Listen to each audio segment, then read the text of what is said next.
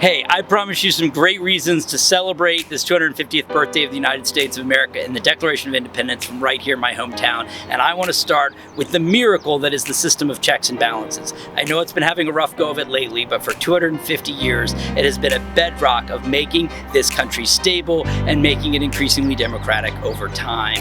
But before we even get to the miracle of the Constitution, we have to remember that the Declaration itself is worthless if we don't win the war. We were up against the most mighty army of the time.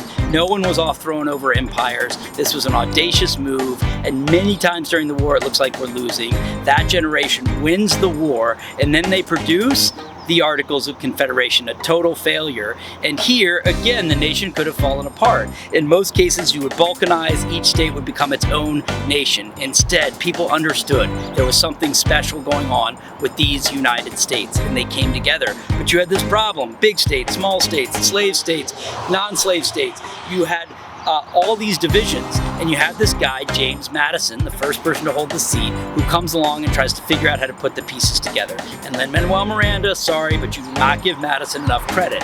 This was an incredible, miraculous exercise that has created a system of balance between three branches of government, a way to check factionalism, to check the tendency towards monarchy and despotism, and it is held through some of the darkest times. Not only that, think about it. We have Declaration of Independence, then we have Articles of Confederation. We wipe that and go to the Constitution. We then go with a Bill of Rights, and embedded in that is our own ability to change and expand on the very flaws that the founders had to have known that they had in the original documents. So here we see each generation of Americans demands and protects us getting closer to those original aspirations: equality, consent of the governed, and a natural right to life, liberty, and the pursuit of happiness, and leaves for the next generation how to move us closer to that aspiration.